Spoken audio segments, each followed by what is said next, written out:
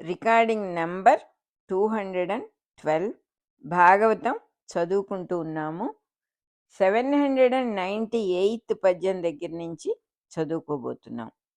ఆ మహాదేవి స్నేహముతో అభిలాషతో మంగళ స్నానం ఆచరించెను. మృదు దుకూలములు ధరించెను. పూలదండలు చందనము భూషణములు అలంకరించుకొనెను. మోహనమైన ఆకారముతో భర్త ఎదుట నిలబడెను. అతడు సంతోషభరితుడయ్యెను. మోహపరవశుడు చందన పుష్పాదులను వాడుకొన్నను సంతోషపడలేడు.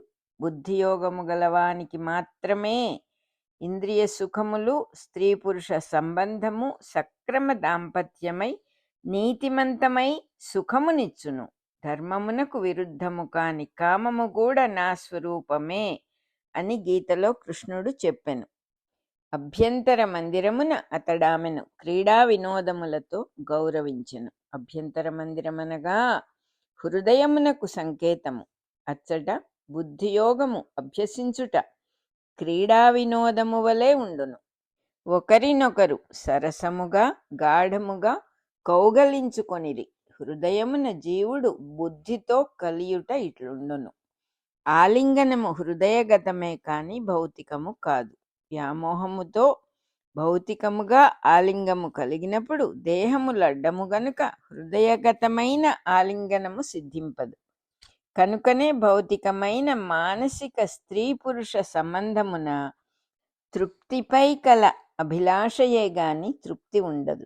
ఈ అభిలాషతోనే దాంపత్యము చేసి వ్యామోహి అయిన జీవుడు చనిపోవును. తృప్తి కలుగదు గనుకనే మరల మరల భౌతిక సంభోగేచ్ఛ తల ఎత్తుచుండును. దాంపత్యమున హృదయములర్పించుకొందురు గనుక జీవునిలోనున్న అంతర్యామికి సమర్పితముగా జీవితము మలుపు తిరుగును. అట్టి దాంపత్యమున భౌతిక సౌఖ్యమునకు ప్రాధాన్యం ఉండదు. పరస్పర క్షేమ కారణమైన ప్రేమయే ప్రాధాన్యము వహించును. ఒకరికొకరు చేసుకొను సేవయే ఈ దాంపత్యమునకు బాహ్యరంగ మగును గాని సంభోగము కాదు. ఈ అంశమిచట నిరూపింపబడినది. భౌతికముగా ఆజన్మాంతము రోగగ్రస్తుడైన భర్తకు భార్య, అట్టి భార్యకు భర్త చేయునట్టి ఉపచారము, వర్షించునట్టి ప్రేమ లోకమున చూచుచున్నాము గదా. ఇట్టి ప్రేమకు సాధన సోపానముగా మాత్రమే కామము చెప్పబడినది. నర్మగర్భములైన రహస్యార్థములు గల వాక్యములతో సంభాషణములు జరిపిరి. ఆమెతో ఎడబాటు వలన కోల్పోయిన వివేకమును మరల తెచ్చుకొని పురంజనుడు వినోదించెను. ఈ విధమైన సన్నివేశములతో వారి దాంపత్య జీవితము నడచిపోచుండెను. వారి సుఖక్రీడలలో రాత్రి పగలు అను భేదము లేదు. ఆ చాటుమాటున తనకు తెలియకుండా ఆయుర్దాయము వ్యయమైపోవుట అతడు గమనింపలేదు. పురంజనుడు వచ్చినప్పుడు 100 సంవత్సరములు పురమును పరిపాలింపుమని ఆమె చెప్పెను. అతడు సుఖములలో పడి ఆ మాట మరచెను. ఎంత బుద్ధియోగమున్ననూ దేహమునకు ముసలితనము చివరి రోజు ఉన్నది అని మరువరాదు. దానికి తగినట్లుగా ముందుగా కర్తవ్యములను నిర్వర్తించుటలో ఏమరుపాటు చెందరాదు. మరచినచో చివరి కాలమున సన్నాహము లేని ప్రయాణము వలె తడవుకొని బాధపడవలసి వచ్చును. కాలక్రమమున అతడు అభిమానమున మునిగి తేలెను. అభిమానమనగా మీరు నావారు, ఇవి నా వస్తువులు అని నమ్ముట. తన వైభవమునకు తగిన శయ్యాసనాదులను మాత్రమే అతడు అంగీకరించి సుఖించెను. జీవిత సారాంశమును మరచి జీవిత సన్నివేశములకు ప్రాముఖ్యతనిచ్చెను అని అర్థము. ఆమె భుజము తలగడగా లేనిచో నిద్రింపడు. ఇది ఇట్లుండవలెనని అభ్యాసము చేసి చిక్కుకొనును. క్రమముగా తన పదవికి తగిన మదమెక్కెను. అజ్ఞానముచే ఆవరింపబడి స్వస్వరూపమును పూర్తిగా మరచిపోయెను. సహజముగా తాను దేహమునకు అతీతుడను విషయమెప్పుడో మరచిపోయెను. పట్టమహిషియే పరమ పురుషార్థముగా కాలము గడపెను. తన బుద్ధికి తోచిన మార్గమునకు ప్రాధాన్యమిచ్చెను. ఆమెతో రమించు కామమునే మలినమైన చిత్తముతో జీవించుటలో యవ్వన కాలమంతయు క్షణములో సగభాగము వలె గడచిపోయెను. ఇచ్చట తన బుద్ధియే పట్టమహిషిగా వర్ణింపబడుటలో ఒక చమత్కారమున్నది. పట్టమహిషి అయినను కామమైనను మోహమైనను బుద్ధికి భాషించు బొమ్మలేగాని వ్యక్తుల దేహములోనున్న జీవులు కారు. ఈమె నా భార్య అనుకునినప్పుడు భార్యాత్వము అను చుట్టరికములోని మధుర భావము తన బుద్ధికి సంబంధించినదే గాని ఆమె దేహమునకు సంబంధించినది కాదు. తనకు భార్యయే గాని ఆమె పుట్టుక చేత భార్య కాదు గదా. పుట్టుక చేత భార్య అయినచో ఎవనికైనా భార్య కావలెను. ఈ విపత్తు కలుగకుండుటకే భార్యాత్వము ఆమె దేహమందుగాక తన బుద్ధియందు నిలుపబడినది. ఇట్లే ఎన్ని లక్షల సుఖములైనను అభిప్రాయములై బుద్ధియందే కల్పించుకొనబడుచున్నవి. అవి సుఖమును గూర్చిన అభిప్రాయములే గాని సుఖములు కావు అని నిరూపించుటకే బుద్ధిని భార్యగా పాత్ర సృష్టి చేసి ఆమెయందు సంభోగ సుఖములు మన్మథావస్థలు శృంగార రసమునకు సంబంధించిన ఆలంబనములు ఉద్దీపనములు అనుభవములు సంచారీ భావములు సాత్విక భావములు స్థాయీ భావమున సిద్ధింపచేయక ఇందలి కవి అయిన నారదుడు ఎత్తి కూలద్రోసెను. ఎన్ని రసభావములు పోషింపబడినను నాయిక ఒక వ్యక్తి కాక బుద్ధికి సంకేతమగుటచే ఇచ్చట పోషింపబడినది రసాభాసమే గాని శృంగార రసము కాదు. ఋషిప్రోక్తములైన ఇట్టి కథలను ఆదర్శముగా గొని తరువాతి కవులు తమ కావ్యఘట్టములలో ఇట్టి మార్గములను అనుకరించిరి. అల్లసాని పెద్దన తీర్చిదిద్దిన వరూధిని ప్రవరాక్షుల ఘట్టము గాని విక్రమోర్వశీయమునందు కాళిదాసు పోషించిన పురూరవుని విరహము కాని రసాభాసమే కాని రసము కాదు. అట్లు కాక కేవల సంభోగ శృంగారము పోషించిన విజయ విలాసము రాధికా సాంత్వనము తారా శశాంక విజయము మున్నగు కావ్యములలో ఎంత ప్రయత్నించినను ఆ కవుల కృషి వ్యర్థమైపోయి అవి బూతుల కావ్యములుగా మారినవి. భౌతిక శృంగారం అన్నది కుందేటి కొమ్మువలే దుర్లభమే గాని సత్యము కాదు.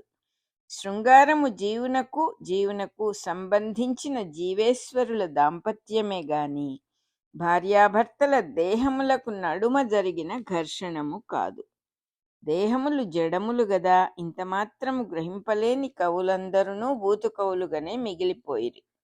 ఈ కవులు శాస్త్రకారులైనను చౌకబారు ముదుక వర్ణనలతో శృంగారమునకు ధ్వనికిని ఉదాహరణములిచ్చి మాలిన్యము చెందిరి. ధ్వన్యాలోకము రచించిన ఆనందవర్ధనుడంతటి వాడు కూడా జార స్త్రీ పురుషుల చమత్కార సంభాషణములను ఉదహరించి ధ్వని అని పేర్కొనుటకు సిగ్గుపడలేదు. భౌతిక శృంగారమును పోషించి ఆభాసము చేసి భగ్నము చేయుటలో పరమార్థమును కావ్యమున ప్రతిపాదనము చేయగల సామర్థ్యము నారదుడు పెట్టిన భిక్ష. వ్యాసుడు లోకమునకు నేర్పిన కావ్య వైభవము. దీని పరిపూర్ణతను గూర్చి దశమస్కంధమందలి శృంగార ఘట్టములలో వివరింపబడును. పురంజనుడు చంద్రముఖి అయిన తన భార్య వలన 11 పుత్రులను బడసెను. వారొక్కొక్కరే యుద్ధమున నిలబడి మోటుదేలిన శరీరములు కలవారు. చంద్రముఖి అనగా చంద్రుని వంటి ముఖము గలది అని మాత్రమే కాదు, చంద్రుని మార్గమున జీవులు సంతతిని పొందుట ఏర్పడినది అని అర్థము. గర్భోత్పత్తికి కావలసిన ప్రజ్ఞలైన దేవతలు పితృదేవతలు అనబడుదురు. వారు చంద్రలోకము నుండి దిగివత్తురు. అనగా చంద్రుని నుండి ప్రతిబింబించి వచ్చిన సూర్య కిరణముల వలననే గర్భము పిండోత్పత్తి కలుగుచున్నవి. సూటిగా సూర్యుని నుండి దిగివచ్చిన కిరణములు ఆత్మలుగా పనిచేయుచున్నవి.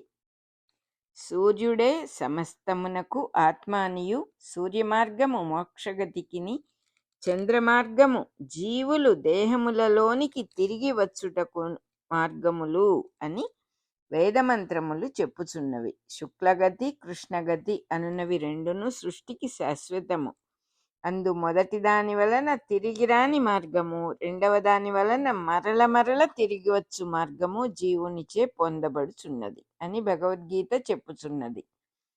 11 పుత్రులు పుట్టిరనగా 5 కర్మేంద్రియములు, 5 జ్ఞానేంద్రియములు, మనస్సు అను 11 వృత్తులలో జీవుడు పుత్రులను కల్పించుచుండనని అర్థము. వారి యుద్ధమున మోటుదేలిన శరీరములు గలవారనగా ప్రతి జీవికిని మనస్సు ఇంద్రియములు బాహ్య విషయములతో పోరాడి మరల విజయము పొంది యోగ సాధనము చేయుచున్న వారని అర్థము.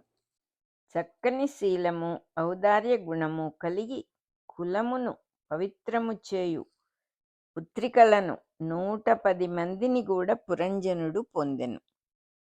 జీవుడు పురుష దేహములనే కాక స్త్రీ దేహములను కూడా పొందెను. 100 కొలది దేహములు వాని వలన ఉత్పన్నములైనవి. 100 కాక పైన 10 మంది చెప్పబడిరి. ఇందొక రహస్యార్థమున్నది. ఈ రహస్యమును తంత్రశాస్త్రముల యందు నిగూఢముగా చెప్పబడినది. పురుషదేహమునకు ద్వారములు 9, స్త్రీ దేహమునకు సంతతిని కనుటకు 10వ ద్వారము కల్పింపబడినది. ఇది తంత్రశాస్త్రమున గుప్తముగా ఈ దిగువ విధమున సంకేతింపబడినది. 1 = జీవుడు, 9 = పురుషదేహము, 10 = స్త్రీ దేహము. జీవుడు దేహము ధరించినప్పుడు 1 + 9 = 10. ఇచ్చట 10 అనగా జీవుడును, అతడు గర్భస్థుడైన అండము. స్త్రీ పురుషులు భౌతిక సంయోగము చెందినప్పుడు 9 + 10 = 19 1 + 9 = 10. స్త్రీ గర్భమును ధరించి సంతతిని కనుటకిది సంకేతము. ఇందు పనిచేయు సంఖ్యలే గర్భధారణమునకు పనిచేయు దేవతలు. మనము వినియోగించునట్టివి అంకెల బొమ్మల పేర్లు గాని అంకెలు కావు. అంకెలు బొమ్మలకును పేర్లకును అందవు.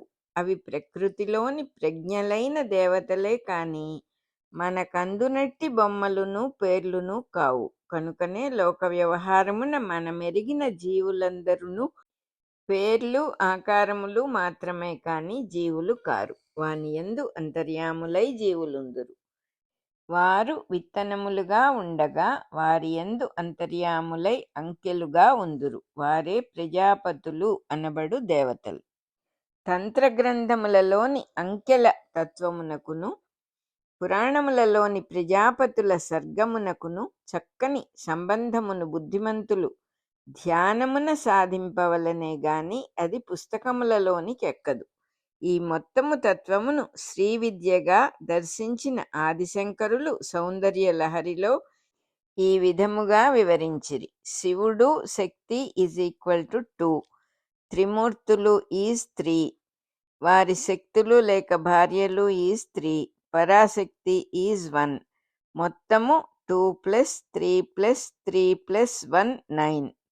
ఈ 9 తత్వములను శ్రీచక్రమందలి 9 త్రిభుజములుగా ఉపదేశించిరి. అందు 4 త్రిభుజములు శ్రీ శంకరులు లేక ఊర్ధ్వముఖములు, 5 త్రిభుజములు శివయువతులు అధోముఖములు. వీనితో అనాత్మ అనబడు 9 అంకెల తత్వమైన సృష్టిమూలము 9 × 3 27 నక్షత్రములుగా ఏర్పడి చంద్రుని గమనముతో స్త్రీ గర్భకారణమై 28 దినములు ఋతుకాలమైనది.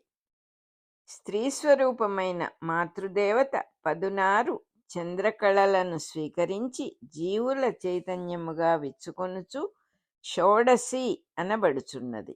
ఒక్కొక్క కళ 4 వాక్కుల ఉచ్చారణగా వ్యక్తమగుచు 16 × 4 = 64 అల్లికలుగా సృష్టి ఏర్పడినది. ఇవి సృష్టిదారముల అల్లికలు. అల్లిక అనుటకు సంస్కృతమున తంత్రము అని పేరు. ఇవియే చతుషష్ఠి తంత్రములు. అంతేగాని 64 గ్రంథములని కాదు.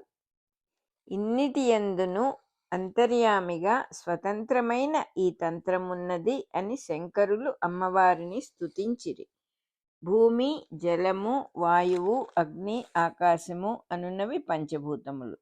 మనస్సు, బుద్ధి, అహంకారము అనున్నవి పంచభూతములతో చేయబడిన యంత్రములు నడుపుటకు పెట్రోలు వంటివి. ఈ 8 నా ప్రకృతులని భగవద్గీతలో కృష్ణుడు చెప్పెను. ఇవి కాక 9వది నా దివ్య ప్రకృతి అనియు, అదియే జీవులకు తల్లి అనియు కూడా చెప్పెను. ఇదియే ఆదిశంకరులు చెప్పిన అమ్మవారు.